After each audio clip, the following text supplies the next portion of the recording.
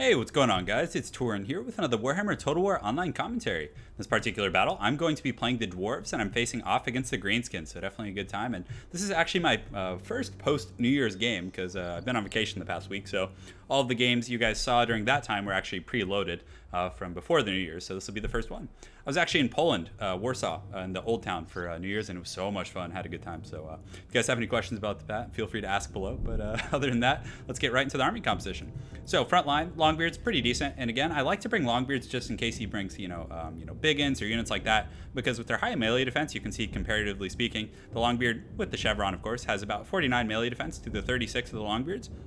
So these guys will hold up pretty well against, the non-armor piercing units like the Orc Biggins and those type of things. And they actually do pretty well for me in this matchup. I like to mix it up a little bit and not invest, too much because, before, maybe a few months ago, I found that a lot of Greenskin players were just spamming Black Orcs and then you would get punished for bringing Longbeards. But the builds have become slightly more dynamic, so I decided to mix it up and bring some, shielded Longbeards here. I also have Norgrimling's Ironbreakers, who I love in this matchup. I just feel like they're very good. I've been getting good results out of them simply probably due to their extremely high melee defense. They're very durable even against armor-piercing opponents, as you guys will see in this matchup here. Then I also have a second group of Longbeards over here. I have the Grumbling Guard with the Vigor aura right here, and then two groups of the Longbeards with great weapons on the flanks, each of whom has charged defense against large foes now, which you guys have already seen, but again, it's a very nice addition in the most recent patch. I have a Rune Lord, two Runesmiths, one which has the full suit, and one which simply has a Rune of Wrath and Rune to help deal with, Orc Boar Boys and those type of things. Then I have a Thane in the back line, and that's pretty much it for my infantry corps. So this is going to be more of a DAWI Royal Air Force build. I have a regular group of gyrocopters. Well, not regular. I have two of them, actually, of the steam cannon. So one here and one here. And then I have one group over here with the Brimstone gun, which has anti-large armor piercing. So Ragnarok spiders aren't, you do see them occasionally. They're not terribly uncommon. So this anti-large armor piercing Brimstone gun here can be really, really good in that matchup. You guys see it has 99 missile damage. It has armor piercing, as I mentioned before, and is very good. It's also good against Black Orcs and Cav with its anti-large bonus. So that's it for my army. As far as my opponent, he has a mixture of Orc Biggins and Black Orcs. Personally, I think against the Dwarves, it might just be better to just get straight Black Orcs. But I do see people mix in Biggins sometimes. I don't know if it's a cost thing or what the purpose of that is, but still, again, he does have Biggins. He's got some Gobos mixed in there. He has the Rusty Airs, which are very, very good. Definitely a scary unit against the Dwarves, and they allow Biggins to thrive. So, for example, if you were to shoot, at one of my heavily armored troops like Longbeards, sunder their armor, I believe I forget what the exact debuff is, but it's quite a bit. And then the Biggins get in there with their 42 weapon strength against the now low armor. I think that would be pretty good. So he's got a mixture of Black Orcs. He's got Biggins. You can see they're already getting bombed by my gyrocopters. He has a Night Goblin Shaman. He does have the Warlord's Boys, who do have armor sundering as well. So perhaps that's kind of the synergy he's going with his army, is to bring the armor piercing of the Rusty Airs, the Warlord's Boys, and then allow the Biggins to really shine with their high weapon strength. So that's pretty much it for his core army. He does have Grimgor Ironhide and a Night Goblin Shaman. On top of that, he also does have an Orc Boar Boy Biggins led by a Big Boss. So without further ado, let's get started. So you can see the steam cannons immediately. You just want to target Orc Biggins because, again, they don't have armor piercing themselves, but against lightly armored Orc Biggins like this, they're going to do very good. And you can see the bombs have already devastated this group, bringing their leadership down to steady. They're continuing to take fire. You can see models going down across the line, so a very, very good unit. And personally, I would recommend this, but if you are going to invest in gyrocopters, I wouldn't just bring one. I would, recommend bringing at least, two or three if you're going to go that route, simply so you can fend off, Goblin Archers or Rusty Airs, or, if he does bring an Orc War Boss on a Wyvern, you want to be able to deal with that as well, and, kite him around and do those type of things. So he is circling around with his Cav over here. He does have some Orc Boars. They're kind of posturing in the back, which is going to be pretty good, but thankfully for me, Longbeards now do have charge defense against large foes, so that's absolutely huge. You can also see he has two groups of Squigs who are now being targeted by the gyrocopters as well. And Squigs get routed very, very quickly by gyrocopters, so very, very good situation for me. I am using the Rune of Wrath and Rune, so I used one standard one here. I did use another one over here, and then I will use the Master Rune of Wrath and Rune, either on these Black Orcs or these Biggins over here. So it's very nice to have those abilities. It can be pretty hard to get through very dense orcs of very dense groups of Black Orcs. So it's very, very useful here. You can see the Master Rune going off. Let's go ahead and take a look at the HP damage. You can see it's ticking down really fast, and you can see the satchel charges getting in here and destroying the Warlord's Boys. So the Dwarves thankfully will get the charge, even though their charge bonus isn't, huge. It's still good to get it off. It's something I often forget. So you can see these Black Orcs with the Master Rune of Wrath and Rune and those satchel charges coming in are doing really, really well. And you can see the Longbeards across the front line, supported by these Norgrimlings, Ironbreakers, continuing to throw satchel charges, which is pretty nice for a multitude of reasons. Because one, it does disrupt the formation. You can see a lot of them are kind of staggering in after their friends. It kind of weakens the charge a little bit, I feel. Again, more testing would be required to actually tell the efficacy of that. So my Rune Lord is in here, but I need to be careful because he does have Grimgor Ironhide, and I actually didn't notice this for a lot of the game. I was just expecting him to have, traditional, Greenskin Lord or an Orc War boss with potions and whatnot, but he did have Grimgor, so I had to be very careful. You can see some squigs did get in my flank. Thankfully, the Rune Lord, and this Thane is just an absolute boss right now.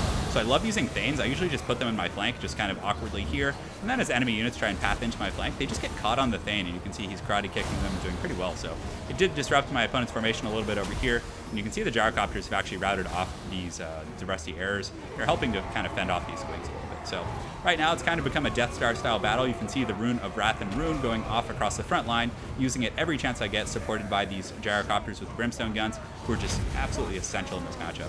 And I have a lot of sturdy units, and these Iron Breakers are going to take a lot for my opponent to get through, especially with the Orc Biggins. Those guys are just going to be bouncing off them and crashing against the mountainside as waves, I guess you could say. But these Longbeards with great weapons have gotten in here, and they're saturated with my shielded units, which is pretty nice. So you're getting kind of the perk of the high melee defense in association with the bigger aura and different things like that. So unfortunately, Grimgor, you can see he's on the hunt. My opponent finally keyed in on that and decided to chase him around. So, thankfully he's on the Pimp My Ride cart, and the DAWI are carrying him pretty fast away from Grimgor. But let's go ahead and take a look. So Grimgor has 38 speed compared to the 30 of the Rune Lord. So you can see he gets in there. There's quite a bit of HP damage. You can see some of the Grumbling Guard are coming to help as well. But still, Gyrocopter bombs continuing to go off. You can see the Black Orcs are starting to get whittled down a little bit on all the flanks. This unit here, having taken the Rune of Wrath and Rune all day, is starting to essentially waver and will hopefully break shortly. But my opponent is doing a very good job. You can see he knocks that Runesmith back. He's very aggressively cycle charging me in the back flank. So he also does have a Goblin Big Boss and a lot of heroic units left. So if you go ahead and take a look at the balance of power here, I have 275 to his 455, give or take. So it's a pretty close battle in terms of just the percentage size of our armies. Maybe favoring my opponent a little bit. It's hard to say. But I still do have 3 healthy Gyrocopters, and something people often forget about Gyrocopters is excuse me, accidentally pause there.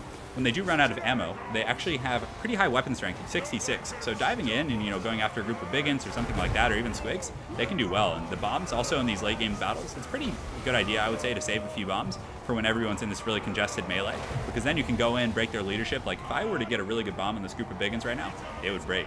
And like I mentioned earlier, this Thane, though he can't carry potions, he's holding this whole flank. He's literally had a group of Black Orcs and Biggins just fighting him forever. And finally he goes down, but he did not run. He went down like a true DAWI and definitely paid his dues. So he bought his Rune Lord and Runesmith here some, time to essentially fight. So right now I have a Runesmith left. I have a pretty beat up Rune Lord. I got some Longbeards here. I got another group of Longbeards here who are pretty broken, but thankfully something that's really going for me is I do have these Iron Breakers, and these guys are just absolute troopers. I mean, they're fighting to the end, and they're still very healthy in models. Let's go ahead and take a look here at how many I have left. So right now I still have 70 models. They're confident, and you can see a lot of the Orc units are very low leadership right now. Let's go ahead and take a look at some of those as well. So these Black Orcs are steady. These ones over here are pretty low. They're shaken. These Biggins here are also shaken. He does have this Night Goblin Shaman who is very easy to kind of fly under the radar. I always miss him, but again, I don't think I really had the resources to chase him down anyway. So at this point, I'm kind of just getting all my forces together and preparing kind of a DAWI Death Star. It's kind of what you end up doing in the 4th quarter, and that really kind of helps you reap the benefit of the Rune Lord, who you can see right now provides a nice 44% damage resistance to all my troops. So you can see the Gyrocopters are in there doing pretty well, and they hit very, very hard. Even against Black Orcs who do have a lot of armor, 66 weapon strength is definitely not a joke. So they're getting in there, they're doing very well, but still it's a very close battle. My Rune Lord's starting to get a little bit low. I don't have much left. The Iron Breakers are down to 56 models, but thankfully leadership isn't a huge issue for me. You can see the Master Rune and Wrath and Rune should finish off these Black Orcs. It's cutting their models down very quickly, and they probably will shatter considering they're now wavering. So let's see, there are 3 leadership, and we can get them a little lower. They were down to -5 for a moment, but it looks like they're fighting back, which is unfortunate. So, but the Gyrocopters are still in pretty good health. They're steady. The Rune Lord is still confident, despite the fact that it's a very, very pitched, close battle. The Night Goblin Shaman here is doing his thing. He's kind of waving his staff around angrily, using his buffs whenever he could. It definitely would have been nice if I could kill him earlier, because having those buffs, the Itchy Nuisance and Sneaky Stab in all game was definitely very tough. So I do land some Gyrocopters in there and get a little charge on him, but it didn't look like it did any damage, and I quickly kind of just bring them into the death ball here. So you can see these Gyrocopters will re-engage. Let's actually look at their charge bonus. So they must have some, yeah, they have a 25 charge bonus. That's actually not bad. So them coming in and dive bombing, they're going to do quite a bit of damage, and when they get the rear charge on these Biggins here, they are able to break them. So this is just a very close battle. You can see Grimgor Ironhide is in here. He's still confident.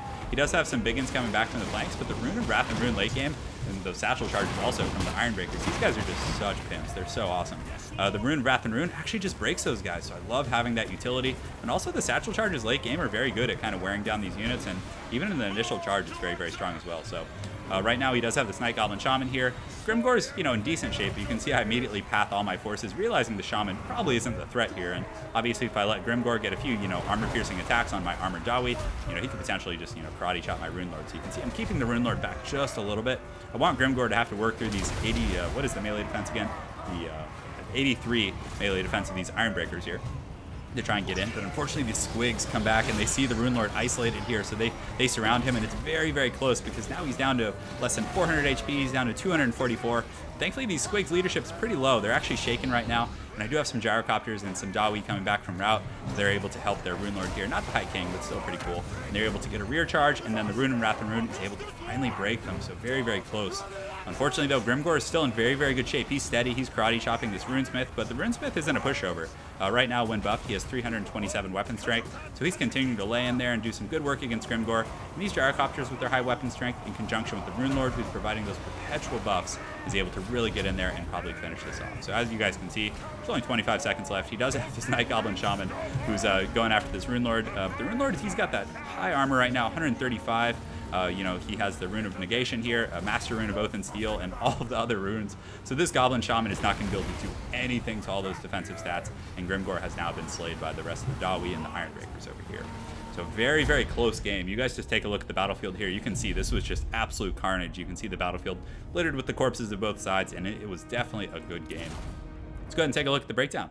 So the armor-piercing units, they did their job. You know, they killed a fair amount of Black Orcs, but my opponent did very good with his squigs kind of running through my Grumbling Guard and other units like that. But look at the kills on these Iron Breakers. And granted, he did have some Goblins, but those Iron Breakers, like, they were killing Black Orcs, they were killing Biggins, and they still were very sturdy at the end. I would actually be interested in this army composition to maybe, you know, cut the Longbeards and just add another group of Iron Breakers and see how that does in kind of this more Air Force type build. But we'll have to give it a run.